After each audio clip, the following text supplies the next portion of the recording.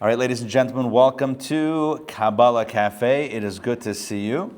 All right, we have a lot to cover, and what I want to do right off the bat is I want to pick up where we left off last week. It's really important that we kind of get a running start into the new material, which is going to be directly related to the content of last week. If you recall, last week was a little trippy, a little, when I say trippy, I mean mystical, but that's what we're here for. I mean, we're not here to read the instruction manual for installing a washer dryer. I don't know why I thought of that example, but that's very technical, whereas this is very mystical. So here's how we got into the discussion last week.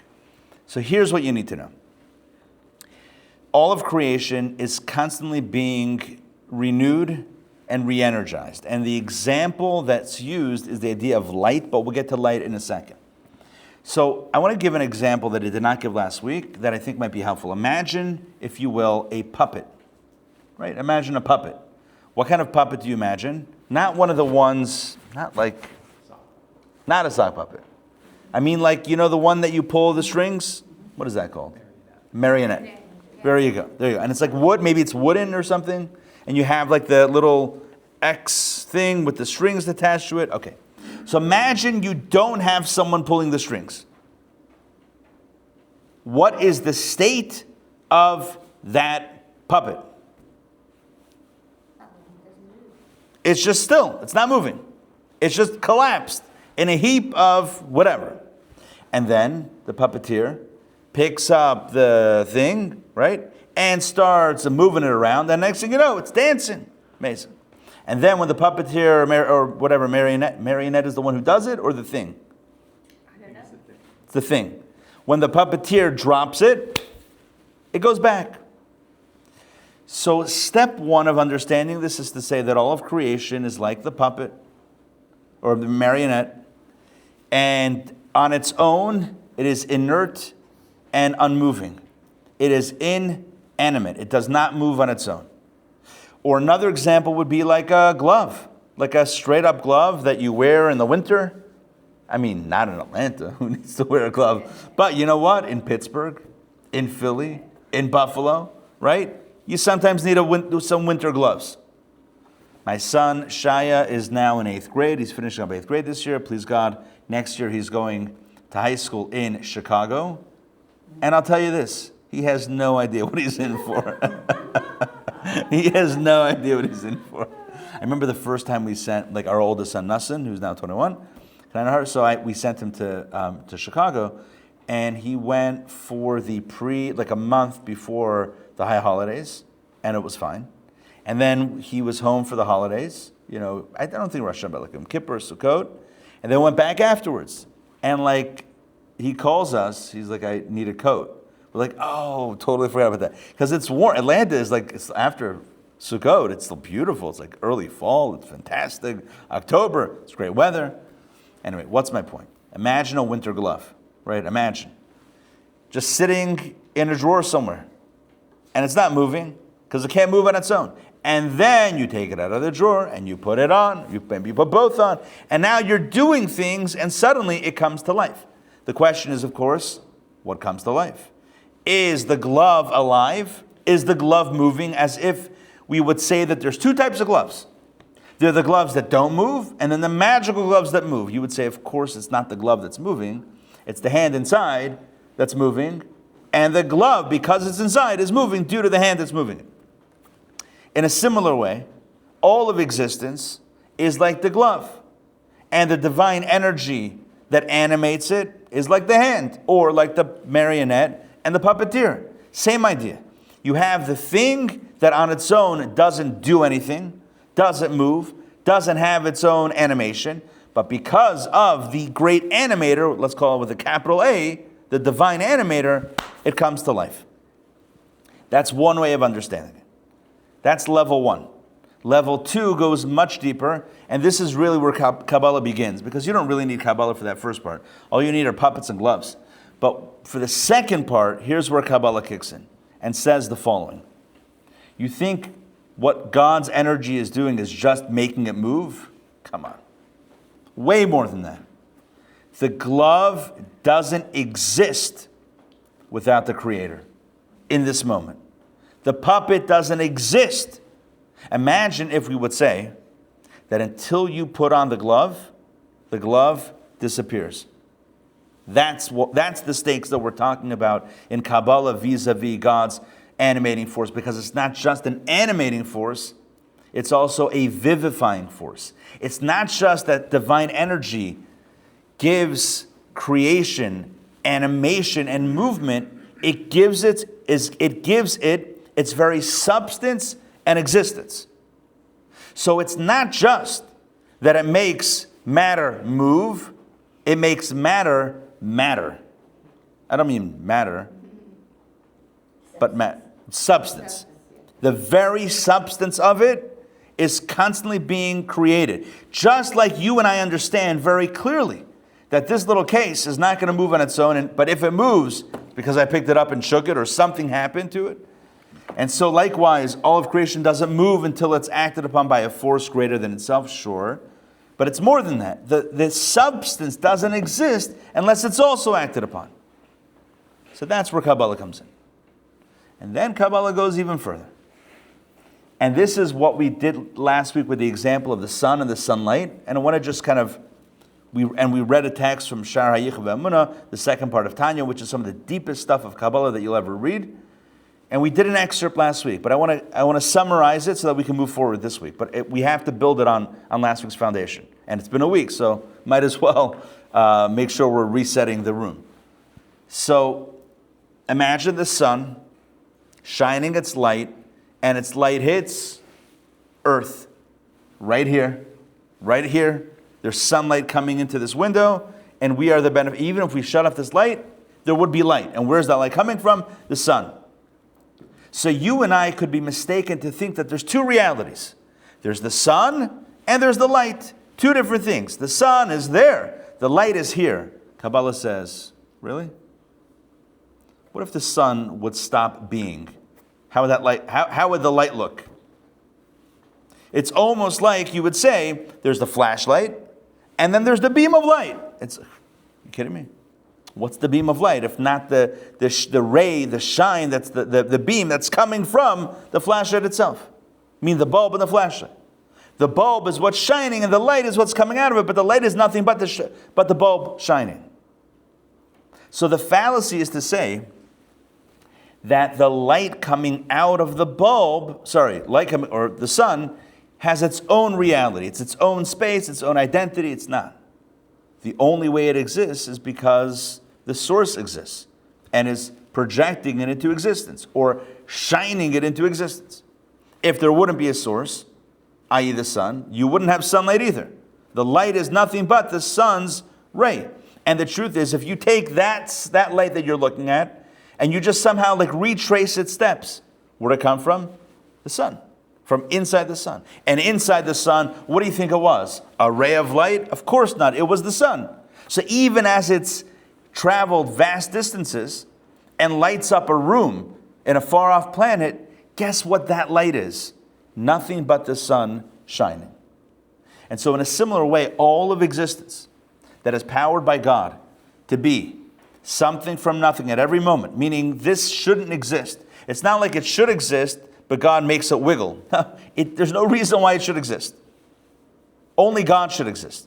The fact that anything else exists is nothing but God animating it and vivifying it, creating it, as it were, at every moment. Like the sun, like the light that's being produced constantly into existence, made to be at every moment. And therefore, relative to the source, it is really nothing. Meaning, if you don't have any substance other than what you're being animated to be and vivified to be in that moment, well then guess what? You don't exist, really. All that exists is the source. It's like, does the ray of light exist? Not really. The sun exists, therefore the ray of light exists. You can't separate those two realities. Say there's a sun and there's a ray of light. You kidding me? Imagine if you did away with the sun. Would you have a ray of light? You would not have a ray of light. So the ray of light that looks like its own entity is really in reality just the sun. So all of creation is really the creator. And then at the end of the chapter that we read last week from the second part of Tanya, he says something even more radical. The difference between the analogy of the sun and the sun's light with God and between that and God and creation is the following. That when it comes to the sun and the sunlight, the light actually is outside the sun.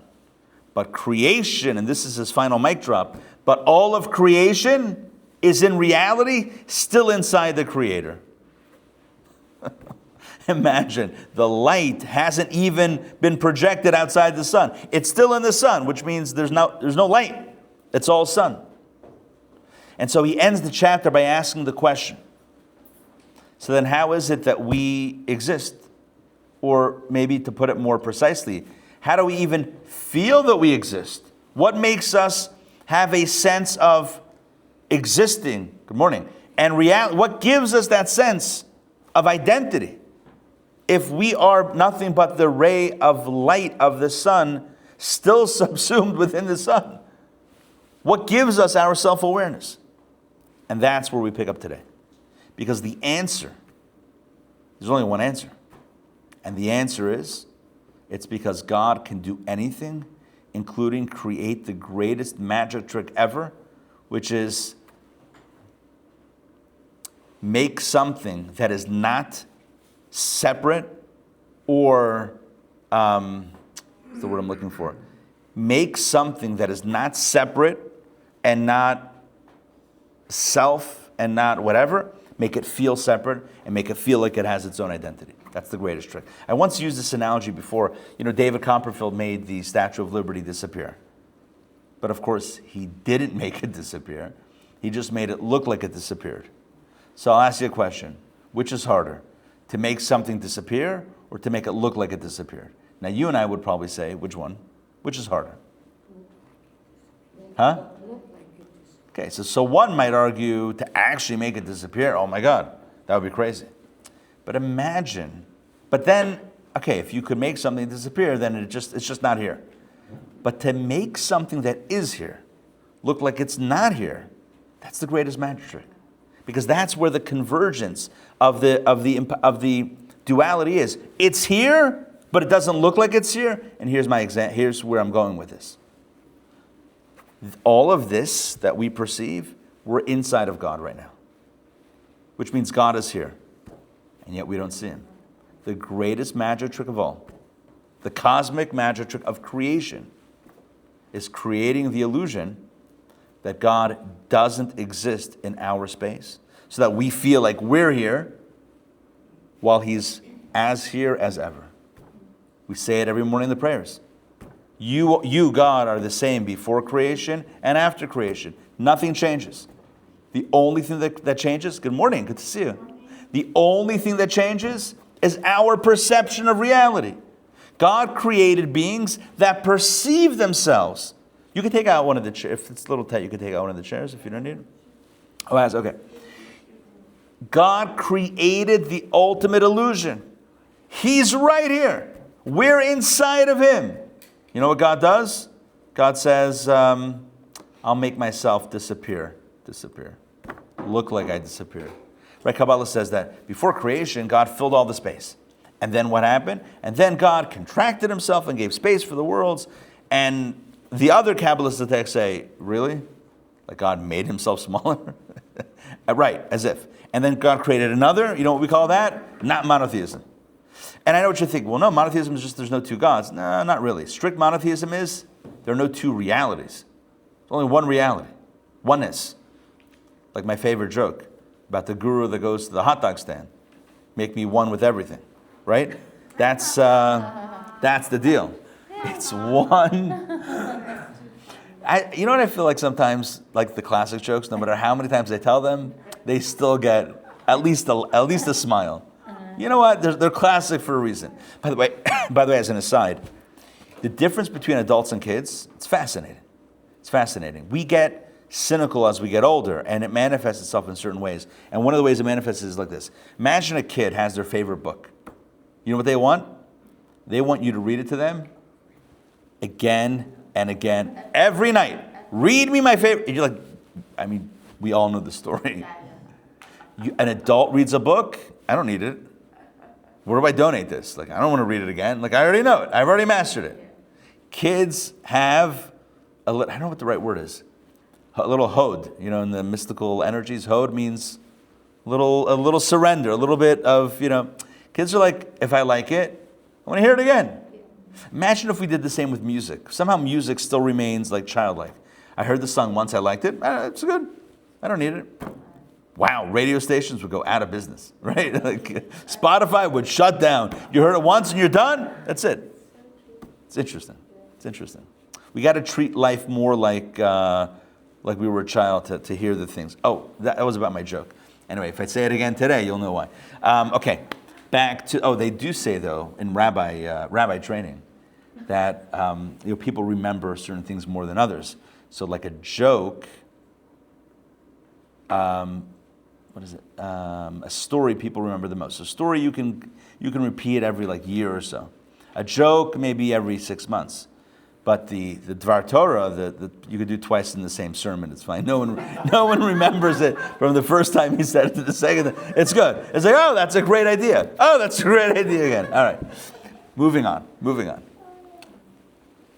The greatest trick of all time is God creating beings that have a sense of self-identity when what are they? Nothing but divine energy. It's hard to overstate how impossible this is. It's not even the ray of sun out of the sun. It's the ray of sun in the sun, which is called the sun. But imagine it suddenly wakes up one morning and says, I'm a ray, not the sun. I don't even see the sun. What's the sun? Who's the sun? Where's the sun? Bro, you're in the sun. Who's the sun? Where's the sun? I don't mean S-O-N, S-U-N here, right? Right? I'm a ray. I don't even see the source. Look at me. Look at me shine. And that's, you know what it is? I often think of this. Where does this, if God wanted to pull this off, this greatest trick that ever happened, the greatest trick ever created, the one of creation itself, you know what God would have had to do? The only thing God would have to do is just create the human mind or human consciousness to feel this. See what I mean? What makes us believe that we are real? Whatever's going on inside our head. So you don't actually have to create something independent.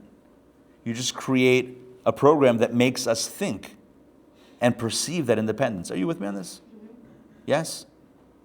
There are movies like The Matrix and what are you really? Is it real, or are you like a thing plugged into a machine and having... I feel like that's too elaborate. We're all part of the source, and then God creates the human mind to believe that it's independent and to perceive things as likewise independent. Oh, that tree, I don't see a source. Oh, that little animal walking around, oh, that must be independent. Says who? All of perception, all of our awareness is all being run by this machine inside our heads, inside our skulls. And that's meaning the only place that God apparently isn't. Sometimes we say, well, the world the world looks like its own reality. Does it? To whom? To me? Do you understand what I'm saying? Is there sorry? Did you know we don't actually touch anything? There's space between. There's always everything that we touch is actually our reaction. We never touch. Right. So we say that the world, there's a concealment of God in the world. Is it? Or is it that that's my perception of reality? Maybe God is right here, shining as always. And the only space that God has to create, the Helam Vehester, the concealment, is just in my mind's perception. That seems way easier than actually creating something that's separate. Create the perception of separateness. That's all you need. Does this make sense? Are we getting too trippy? Little? Here's what you need to know. Everything is part of God. Everything is one with God. Everything. God is not separate from reality, which again begs the question, so how are we here? How do we exist as separate beings? And again, that's the greatest question. Our text will answer it by explaining the technicalities of the process of tzimtzum and helam. Tzimtzum means contraction, and helam means concealment. I am suggesting this morning that doesn't even need to happen on some sort of grand cosmic level. All it has to do is happen within human perception, and that's it. You ever ask an animal what they think? They might not even see themselves. Sorry? Tzimtzum, and what was the second term? Helem. In English I would probably do HE''ELM. Wait. Okay. Or no, maybe just HELEM, just to keep it simple. Helem. Helem means concealment. And again, the big idea here is that is there really a concealment or the perception of concealment? Because that's all it would take. Because we're like, well, no, all of existence is separate. Really? That's anything that you've ever thought about or figured out about yourself or about others has all been filtered through your consciousness and perception. You and I have never been able to step out of our own heads to view things from a different perspective. Correct? Yes? Guys. Yes. We've only seen things through the lens of our own mind. And therefore, okay, I'm not gonna press this point. Yes? In one of these classes, and you don't have to go into it if you don't want to, you mentioned something about inanimate objects maybe having part of God in them. So just Everything has a soul. Yes. Everything has a soul. having a soul. Even inanimate, yes, your question is about inanimate. A stone doesn't move. It doesn't dance. It doesn't grow. It doesn't walk around. So is it alive? So the answer is yes, it's alive. The very fact that it exists as a thing, that is because there's a constant divine force making it be. It is nothing but divine energy flowing through it.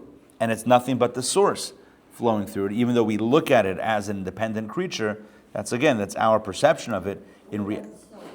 What about the what? You said it has a soul. It has a soul. Yeah. That soul you might as well call that energy of God. Same thing. There might be, we sometimes use terms that have associations for us. But sometimes it's important to kind of what if we stripped away? What if we thought of a soul not in the way that we might have imagined it, but a soul as literally divine energy, in which case we're all saying the same thing. Meaning your thought coming in is the same thing that I'm sharing today. Meaning that a stone has a soul, which Kabbalah says, Ari Sollish says, Afilu even domim, even a still silent soul has a nefesh, has a soul. Sorry, even a still silent stone has a soul. So what does that mean? It's the divine energy flowing through it. It's in the source. It's not separate from the same thing we've been discussing. What's the idea? The idea is that the greatest trick ever performed is to create a perception of selfhood in a space of non-selfhood. That's the biggest idea. That's like the greatest trick. And that's how you and I wake up and say, I exist. Tzimtzum and helam. Contraction and concealment. And there's a process. Kabbalah, so what you need to know is it's God's magic trick. Kabbalah breaks it down. Remember that show, The Masked Magician, or what was it called? It was a few years ago. It aired on Fox. You guys remember this. It was a magician who was wearing a mask and was in the shadows and revealing all the magician's tricks on TV. And got so much flack. They didn't know who it was, and then they figured out who it was. The guy got death threats because he's shutting down everyone's business. Parnasa, you can't mess with, the magician's livelihood, or else they'll make you disappear. For reals, right? So they got upset. So, when you see a magic trick, it's amazing. And it's wow, only a magician could pull that off. Only God could pull off that trick of God being here as much as before, and us not being here, but making us feel like we're here. That's nuts. But then you have, I don't know if it was called, I think that's the Masked Singer, whatever it is. Then you have the magician, whatever who else was. Then you have Kabbalah that reveals the nuts and bolts. Okay, how does God pull off the trick? So where are the mirrors? Right? Well, how does that work? And so that's what chapter 3 of our text does. So let's jump in. Okay? I'm going to pass these around. These are brand new handouts, never broken in before. Mint edition. 2026 vintage. Please take and pass. And please take and pass. Okay, this is, again, this is creation and redemption. We're starting chapter number 3. And I am very glad to be here with you. So let's jump right into the text. Oh, by the way, I have a bonus handout. Yeah. Because I love you guys. I have a bonus handout over here that I'll be passing out shortly. A piece of Talmud that ties into the Kabbalah of it all. But I don't want to get ahead of myself. Let's start with chapter 3. All right, I'm going to begin reading. It is written. You guys with me? Page 48. Thank you very much. Page 48. It is written. Bereshit bara Elokim.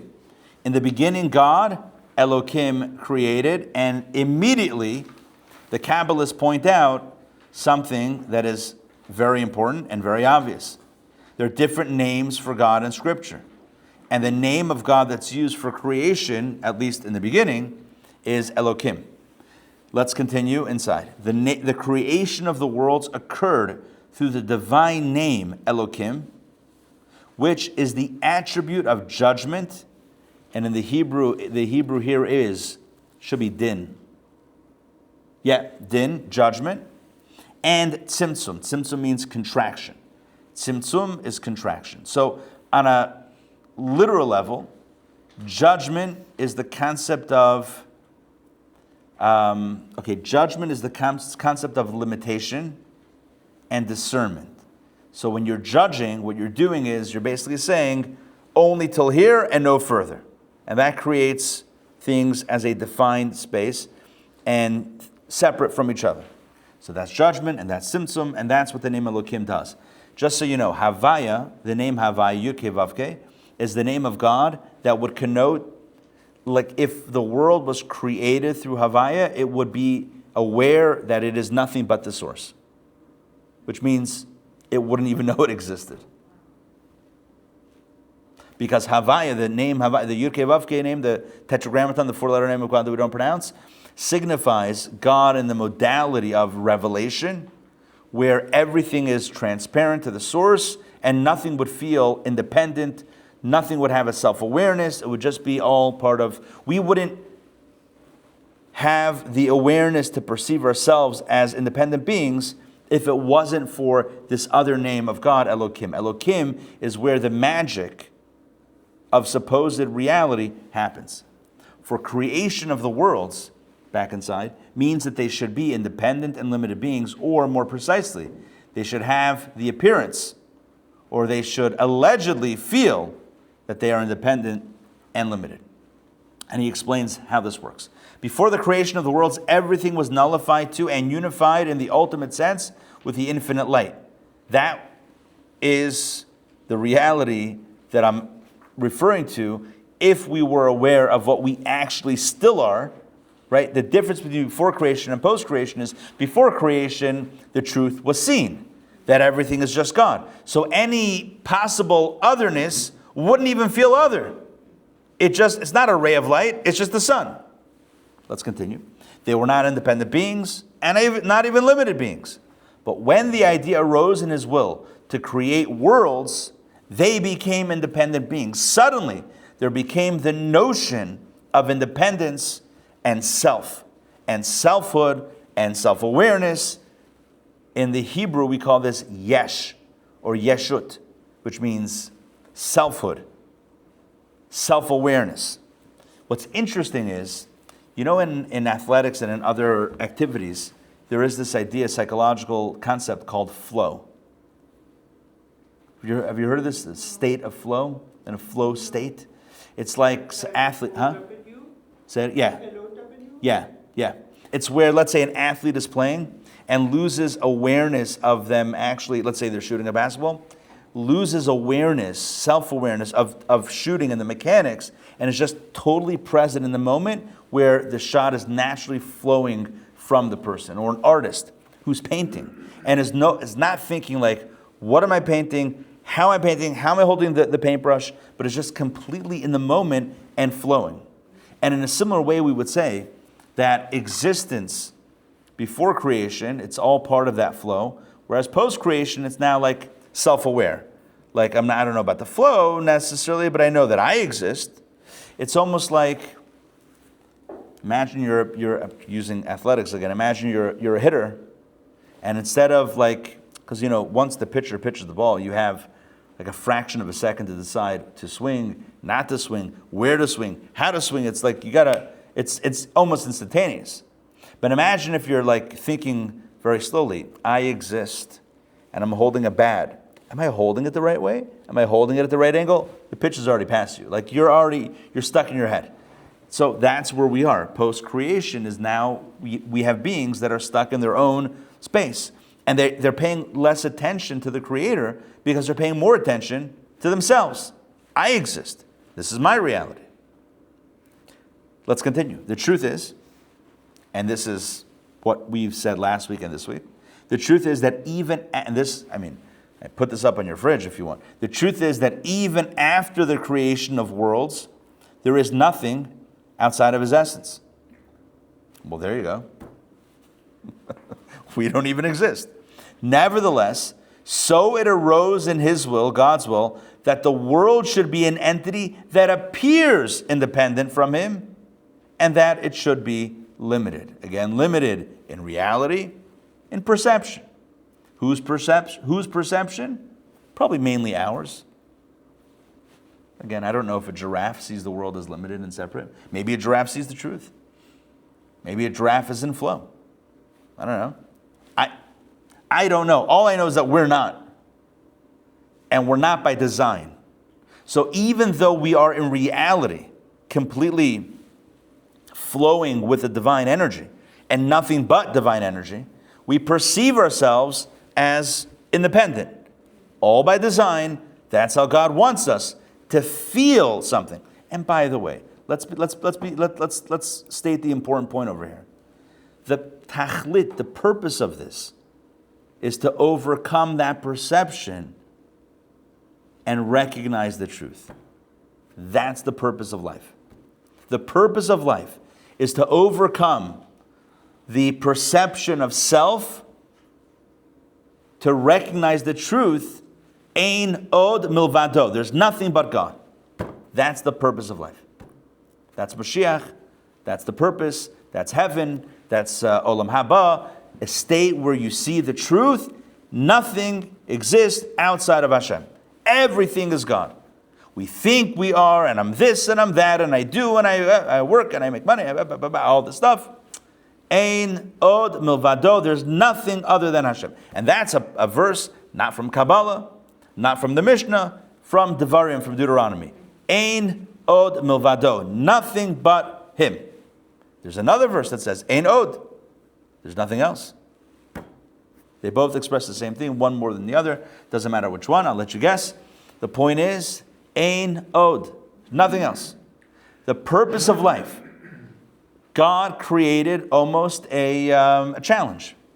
Let me implant within you a program that tells you that you're independent, and let's see if you can arrive at the truth that you're not really. That's where Kabbalah comes in, to tell us the truth. But it's one thing to sit Sunday morning and hear about it. It's another to live your life like that. I mean, if we lived our lives to the best of our ability, in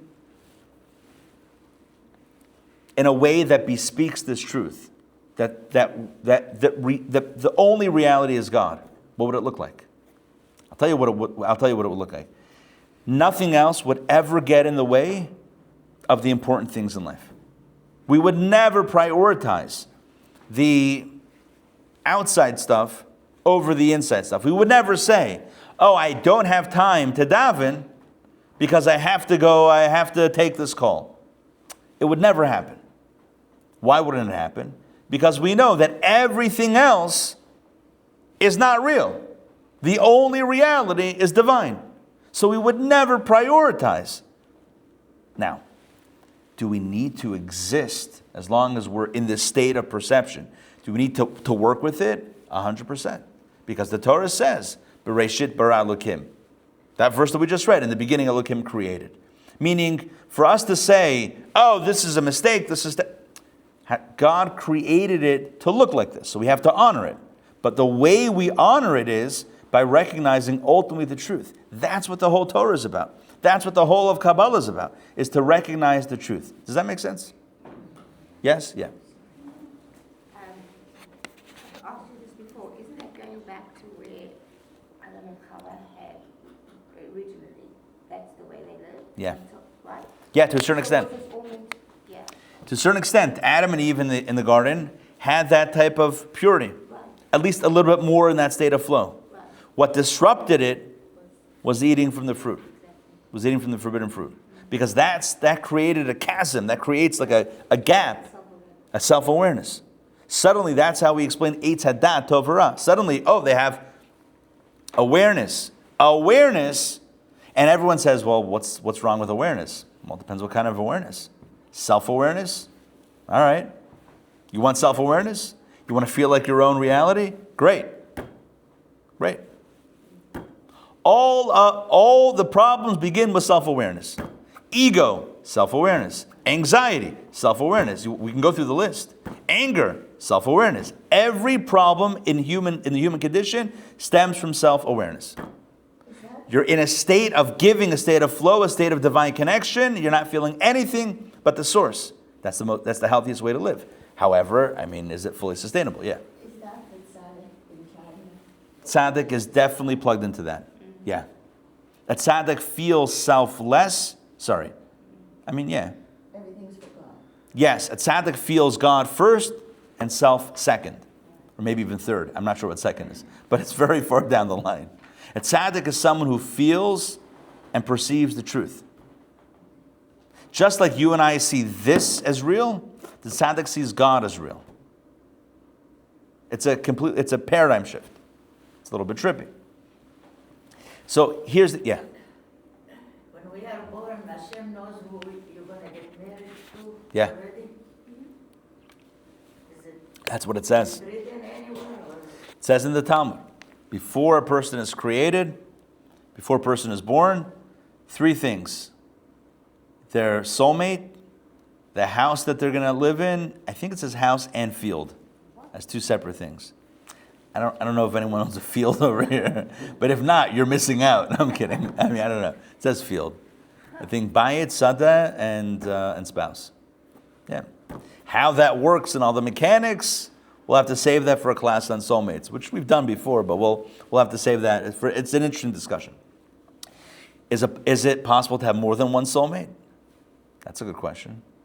I think the answer is yes. How does that work? Okay, we have to figure that out. Is it that souls were separated into how many parts? Okay, these are all good questions. But let's leave that aside for right now.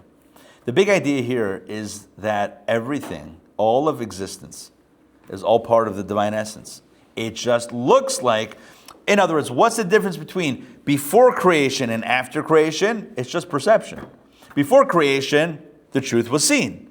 After creation, we all think that we're different, that we're separate, that we're self and independent. Not that we're self, that we are independent from source. Make sense? Okay. Now, he's going to, for the next few pages, give you the narrative arc here. The text, known as the discourse, the mimer, will get into the fact that all of created reality contains limitation. Now, why is this important? Because he's trying to tell us that all of this limitation is not even real. It's all the limitation. All the limitation is all our perception that God creates through the name Elokim. It's the. But what is the definition of our reality? Limitation. Gvul. I want to speak for a quick moment about limitation, and then we're going to read the Talmudic piece, which is beautiful. It's from Tractate Chagiga. We'll get to it in a second. But first, a word from our sponsor. If you ever encounter something with a definition, that means it has a limitation. Right? When we say, so for example, this Sefer, this book of Kabbalah, has a definition. It's this wide, this tall, this deep, right? It's got dimensions. That is its definition. Definition conveys limitation. If it did not have definition, well, then it might be infinite. But since it's not infinite, right, it has definition. So what's the point? The point is that when God decides to create a world that appears to be separate and independent and self-aware and all that stuff, God is creating limitation and definition. And therefore the world or the universe, the galaxy, has, no matter how vast it is, has limitations. So now what we're going to do is we're going to read the text from Tractate Chagiga. All right, please take and pass. This is a text within a text. Amazing. I don't mean like an SMS text. I mean like a study text within a text. Rabbi, you said was he the father of? Father-in-law. Rabbi? Father-in-law. Yeah. To the previous. No, he was the previous Rebbe, meaning our Rebbe married his daughter, Rebbe Tzemchai Mushka. Yeah. Previous Rebbe. Yeah, previous Rebbe. His father was also Rabbi, no? His father was Rabbi Shalom Dober. No, the father of the Rebbe. No, Rabbi Levi Yitzchak. Levi. Levi Yitzchak, yeah. Right. Yosef Yitzchak and Levi Yitzchak. Yeah. Okay.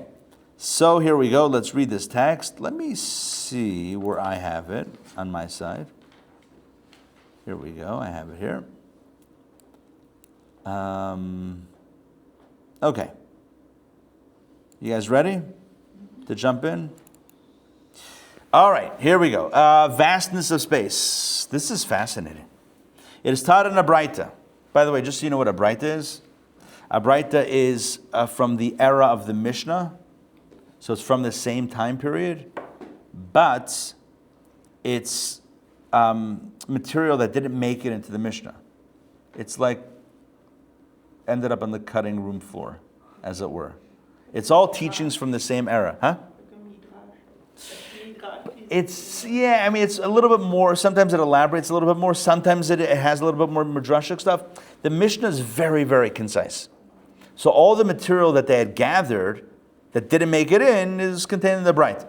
But it's from the same rabbi, same era. So it was taught in a Braita. Rabbi Yochanan ben Zakkai. And Rabbi Yochanan ben Zakkai, oh my gosh. He was one of the leading sages at the time of at the end of the Second Temple era. He's the one, if you recall, who smuggled himself out of Jerusalem to appeal to the Roman general, Vespasian, right, to spare a city in the land of Israel where Judaism could continue after the temple's destruction. He asked for Yavne, the city of Yavne, to continue Torah scholarship even after the temple would be destroyed. The fact that we have Judaism today is in no small part due to the efforts of this rabbi. So Rabbi Yochanan ben Zakkai said, what response did the divine voice provide to that wicked man Nebuchadnezzar, who, by the way, was the leader of the Babylonian Empire, who destroyed the first temple? He lived at the end of the Second Temple era when the Romans destroyed the temple. He's talking now about the destruction of the first temple 500 years prior by the Babylonians led by Nebuchadnezzar. So what did God reply to that wicked man when Nebuchadnezzar said, I will ascend above the heights of the clouds, I will be like the Most High? Isaiah quotes it. Let me explain what's happening here. Nebuchadnezzar thought he was on top of the world. He could destroy God's temple, destroy the Jewish people, not destroy, but like exile the Jewish people. He thought I'm even bigger than God. I can destroy God's home. I'm doing that. Nothing greater than me. Let's continue. Thereby intending to rise to heaven. He intended to rise to heaven. So what's the response? A divine voice came and said to him, wicked man, son of a wicked man, descendant of Nimrod the wicked, who caused the entire world to rebel against God during the time of his reign. Nimrod did. God continues. How many are the years of man? 70 years.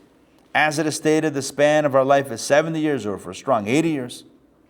Now, is there not from the earth to the firmament a walking distance of 500 years?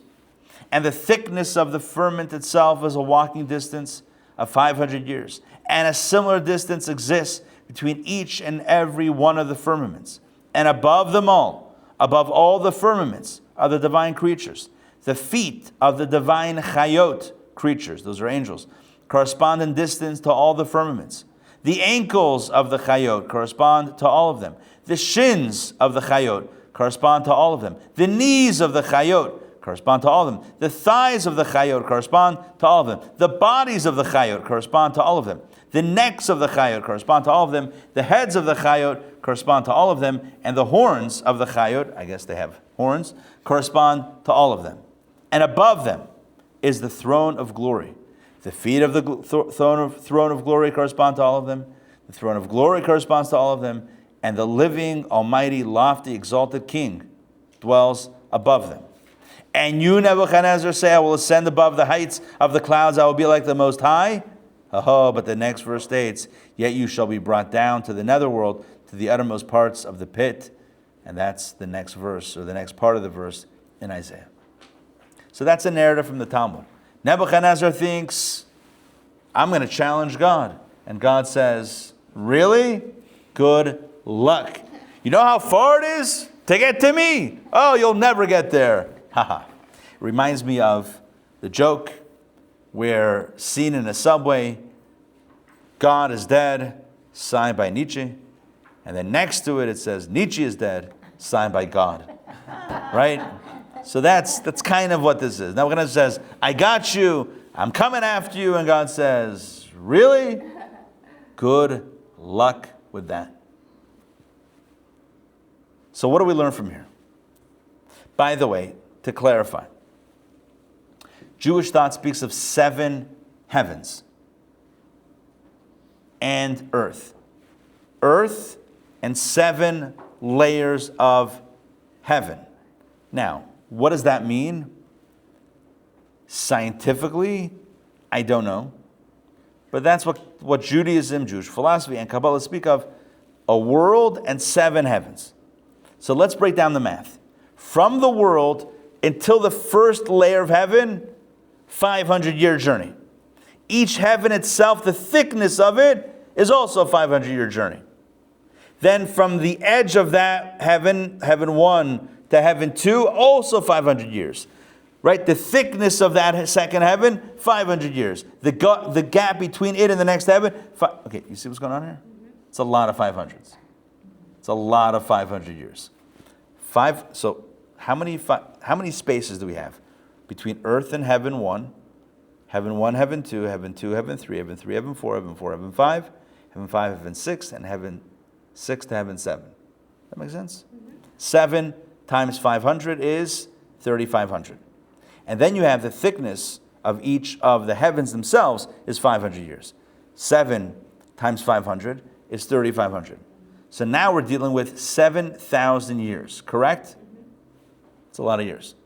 And then you get to the Chayot angels. And the what was it? Hold on, what does it say? The feet of the Chayot creatures correspond to all of the firmaments, meaning all that together. That whole span of 7,000-year journey is just the feet. And then the ankles are another 7,000. Okay, the math is about to get nuts. Right, we have ankles. Sorry, we have feet, ankles, shins, knees, thighs, bodies, necks, and heads. That's 8. 8 times 7 is 56,000. 56,000 plus our original 7,000 is now 63,000. 63,000 year journey. It's a lot of years. Oh, did I miss the horns? That's 9. What was I doing? 9 times 7 is 63. Plus 80,000. No, 73. Hold on. Time out. Let's get the math here. 9 times 7, 63. Plus 7, 70. 70,000 years. But then you have the throne of glory. And it says the feet of the throne of glory correspond to all of them. Now, I don't even know what all of them is. Is it all that whole thing or just the heavens? If it's all of them, that's now another 70,000. Now it's 140,000. And then you have the throne of glory itself corresponds to all of them. And then, okay. What's the point? Nebuchadnezzar, you're telling yourself a story that you're going to challenge God to a fist fight? Let's take this to the back alley. What, are you kidding me? You know how far, as it were, and this is obviously not literal, even though it's spoken of in very literal terms, but like, God is way beyond all this. Never going to get there. You challenge God because you pulled off something in your lifetime that God let you do, so you're going to challenge it. You think you're as big as God? Not happening, right? Our language is amazing. With the alphabet, every letter has a number. Yeah. And what you can do with the 22 letters, It's a lot of cool stuff. If you read this piece of Talmud, right? How far is it to heaven? I think that was what I wrote in the email, right? How far is it to heaven? 500 years. But that's only to the first heaven. Who wants the first heaven? That's like a hotel off the strip. Like, you want to be in the, I'm using the opposite example here, right? Huh? Be in the penthouse. We'll be in the penthouse. Oh, there you go. Yeah, bottom floor where all the traffic is. Are you kidding me? Oh wait, you guys were talking about cruises. What's like the room that's like not the, you don't get the ocean view, right? Like, what is that called? Inside cabin. An inside cabin. Parking lot. Who wants a parking lot? Yeah, like, what is that? Like, oh, you open up your window in the hotel and you see the other wall of the hotel. Like, there's not concrete. It's the worst. So the lowest heaven. That's going to take you tens of thousands of years to reach there. You're never going to reach there. So the Talmud brings this to show the vastness of space. You know what Kabbalah does? Kabbalah uses it for the opposite. As vast as space is, it's got a quantifiable number to it. 500 means only 500 and no more. Right? 70,000 years, okay, but that's it. No more. Right? That's about it. By the way, how long would it take to walk to outer space? By a walking pace. It would be interesting to run the numbers over here and see, like, how many miles is it to, I don't know, right? How many miles is it? And how fast do we walk? And I don't know. I don't know that it has any correlation or connection to what we know as far as space and whatever and positioning in outer space. But it would be interesting, and it wouldn't be that difficult to run a few numbers. Maybe after the class, I'll be curious enough to follow up. Oh, you got it? Thank you, Ramon. All right. What's find the furthest planet? The furthest planet? Oh no, that's gonna be great. The furthest planet? I don't That know. we know? Yeah, It's gonna take forever. that's what I'm talking about. That's what I want to know. That's what I want to know. But you know what? He said it will take forever. But here's my point. 20 hours and 20.6 hours to walk to the edge of space. No. They can't- No. 20 hours? I'm still be in Georgia. No. The edge of space, like if you walk straight up, it's not that far. 30,000. What? All right, let's go furthest planet. Planes fly around 30,000 feet up. Oh, I hear what you're Or a saying. little bit higher, it's the edge of space. Interesting. Okay. All right. Further research is necessary. What's the point of all this, though? The Talmud, Just before you actually exit to complete darkness, there is the edge. that's where they're taking people now in space journey. They're taking You like, just take them up and then yeah, right there and then boom. you get the gravity. A taste. Yeah, right. Zero gravity. Zero gravity. Have a little, take that for a spin. All right, here's the point. The Talmud is trying to say how vast the heavens are and whatever. And Kabbalah says, yes, but there's a number. And if there's a number, there's a definition. If there's a definition, there's a limitation. That means that the world is not infinitely big. The world is limited. And who creates the limitation? It's God. And as we said before, that is perhaps the greatest magic trick of all, to go from infinite to limitation, while the limitation is still in the infinite and still really, in reality, just infinitude. Let's go back and let's go now inside our text. So again, we're switching away from the supplementary text sheet that I prepared and going back into our main text. Hope that makes sense. All right, so let's jump right in, back into our text. This is the last paragraph on page 48. As the Talmud says, from the earth to the first of the seven heavens is a 500-year journey. This should sound familiar. And the thickness of, next page, 50. And the thickness of each heaven is a 500-year journey. The feet of the chayot angels are equal to all of them. The lower parts of the legs of the chayot angels are equal to all of them. Fine. We read that. What's the point of this? The point of all this is to say that as vast as the universe is, it is finite, it is limited, it is ultimately defined. Let's continue. The sages also said, listen to this one, this is brand new material. The sages also said, an angel stands in a third of the world. And there are two interpretations of this statement. Number one, an angel is the size of a third of the world. So imagine the world, and an angel, imagine you ever see these depictions of like, how would this match up to this? It's size-wise. So imagine the globe, the earth, and next to it an angel, and an angel is a third of the size of the world. But two, the second interpretation is the world is a third of the size of an angel. And now we have another image where you have a world and the angels 3 times the size of planet Earth. That's kind of wild. By the way, take a look at footnote 59. Last paragraph of footnote 59. Do you see that? It's on page 50. It's still on page 50. But footnote 59. Yeah? See also... the footnote, right? See also, third paragraph. See also, say from Maimarim 5699, page 211 the end. Both interpretations are true. There are angels as large as a third of the world, and there are angels that are 3 times the size of the world. I love that. If you have 2 interpretations, you know what the best thing to say is? They're both right. You're right, and you're right. Everyone's right. There are angels that are a third of the size of the world, and angels that are 3 times the size of the world. All is good. Let's continue. In any event, back inside the main text. In any event, although it is an immense measurement, it is also an immense limitation, and that is the point. All of creation is limitation.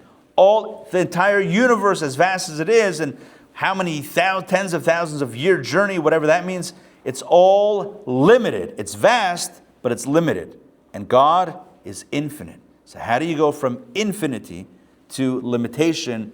That is through the name Elokim.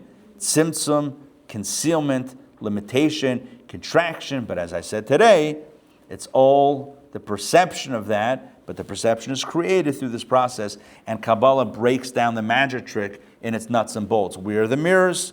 What do they look like? What is the angle? How does it work? In order to create this supposed limitation. By the way, lest you think it's only physical reality that's limited, Kabbalah says, no, even the angels are limited. Let's do another paragraph or two, and then we'll close that out for today. Look where it says supernal angels on the bottom of the page. This limitation is true of the supernal angels as well. And by the way, next week, we're going to do a deep dive into the angels. But I want to introduce it now, and then next week, we'll really break down the angels and what are the different types of angels, where do they exist, in which spiritual worlds do they exist, what do they do, and how do they differentiate one from the other. But let's introduce it right now. This limitation is true of the supernal angels as well, who vary in their divine perception and their love and awe of the divine. For example, he says, the Srafim say Kadosh, holy, and the Ophanim say Baruch. What does that mean? The Srafim say Kadosh, Kadosh, Kadosh, Hashem Tzavakot. The Ophanim say Baruch Kavod Hashem Mimkomo. We say it in the morning prayers every morning. Yeah. Is that the only word that they said, the Ophanim? Baruch?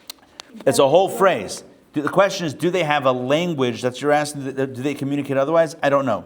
By next week, I'll hopefully have an answer. But they say no. Baruch Kavod Hashem Mimkomo. Is the only thing that is their job. Yeah, that's their job. And the Srafim say Kadosh, Kadosh, Kadosh. Yeah, that's what they do. That's what they do. That's their job. But what's the point here? The point is that even though it's holy angels, there's differentiation. There's definition. This is the Kadosh angels. These are the Baruch angels. Different angels. Even up until now, we've been saying that physical creation has definition and limitation. Even in the universe out there, still as big as it is, it's still defined and limited. Now we're saying spiritual reality also has limitation. When I say spiritual reality, I don't mean God. I mean spirituality. that God created, meaning the angels. One say Kadosh, one say Baruch. Let's continue on to the next page, 52. It is, and next week we're going to go deep dive into the angels, but I want to introduce it right now. It is similarly written, he acts according to his will with the host of heaven, which mean that every angel has a different energy. The divine worship of the heavenly angel Michael, Michael, is with love, while the angel Gabriel or Gabriel's worship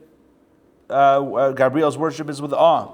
One is Ava, one is Yira, one is Chesed, one is Gevura. Different energies. And although they remain constantly within their mode of worship, this one with love, this one with awe, from which they do not detract and to which they do not add, nevertheless, each one possesses many spiritual camps which differ from one from the other.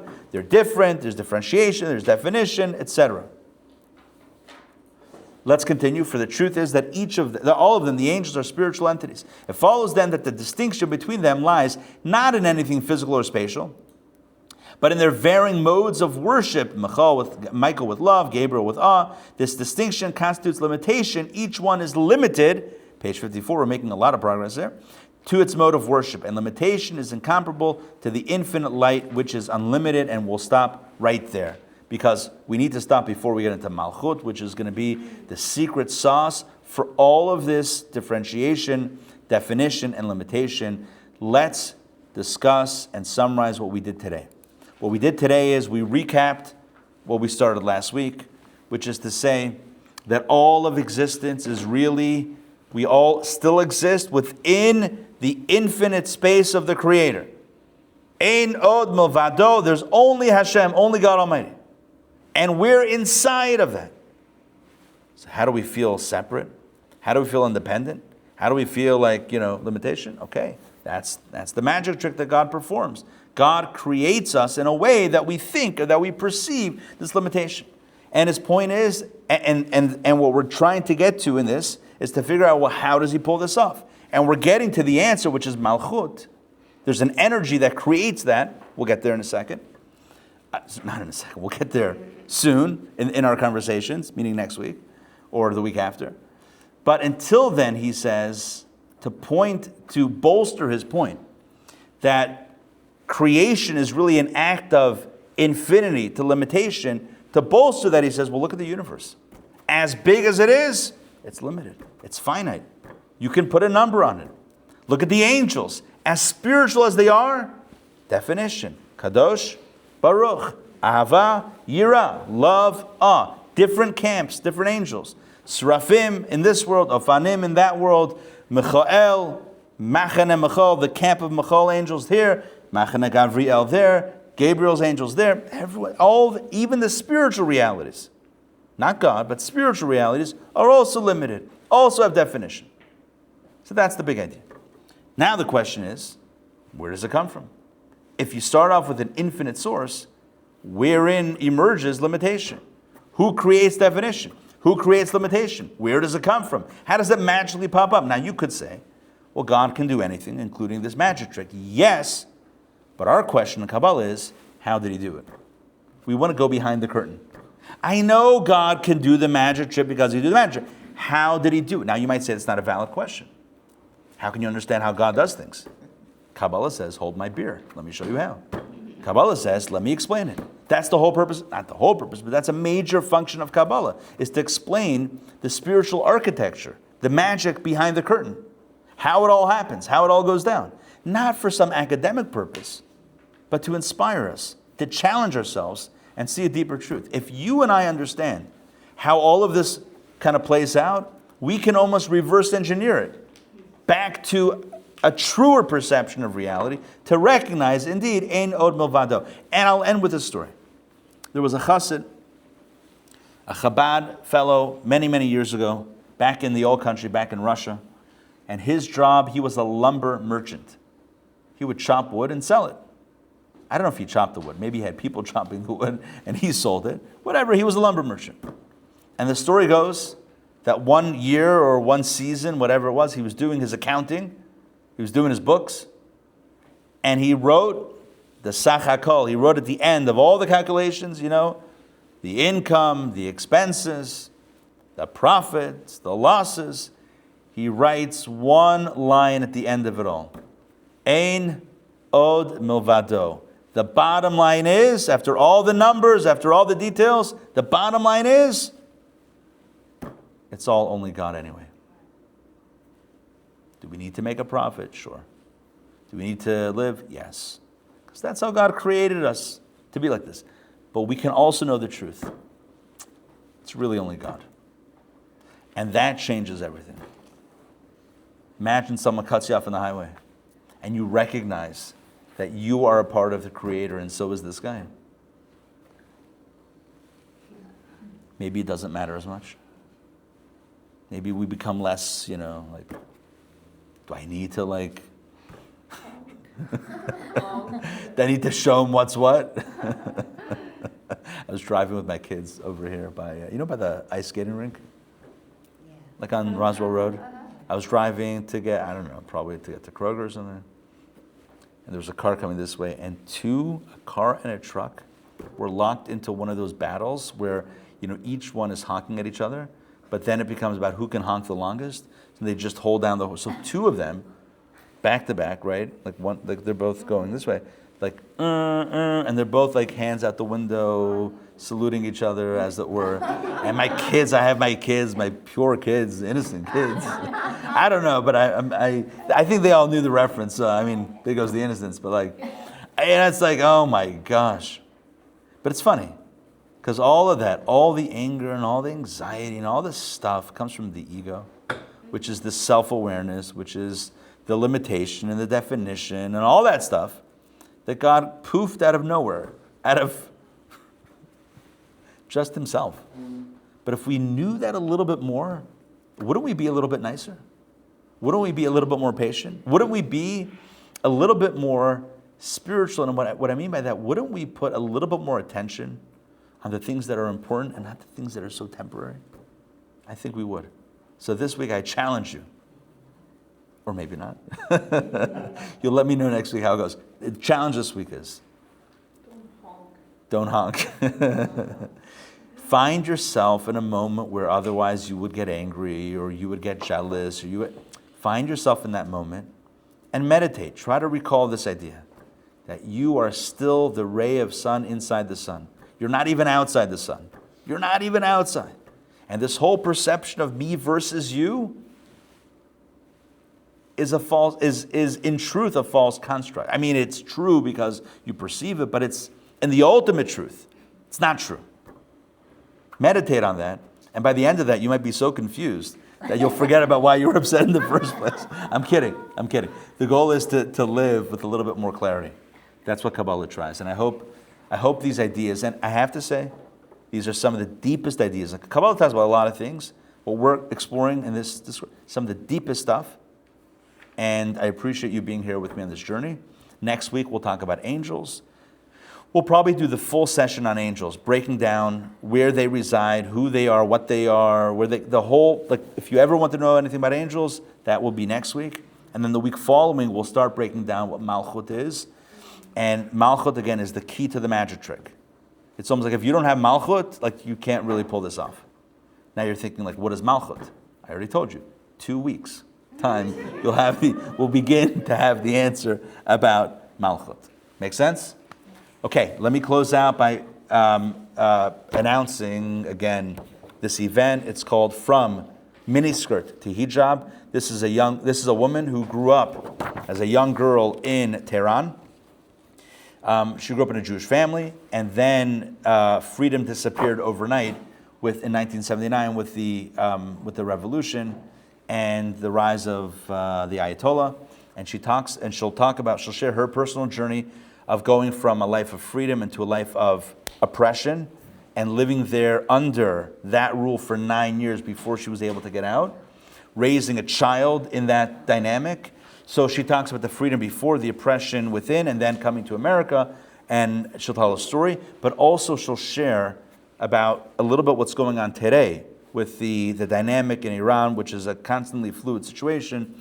What is the resistance? Do the people of Iran want democracy, or do they want, what's going on behind the scenes over there?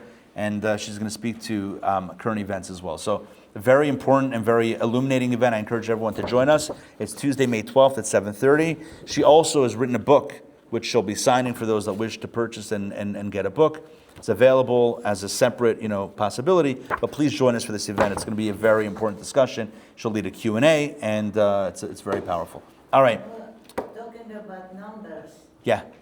Khomeini was 47 years leader, Yeah. 47 years, and Trump is Thank you. the 47 president. Interesting. They waited for him. 47. So Listen. about numbers. Numbers are interesting. All right, good. Good to see everyone. Thank you for joining, and Shavuot Tov, everyone. Dr. Max, good to see you. Mariana, great to see you. Beautiful class. Thank you you. very much. Thank you. Thank you. Give my best to everybody, please. Fran, good to see you. Thank you. Good to see you. Take care, everybody.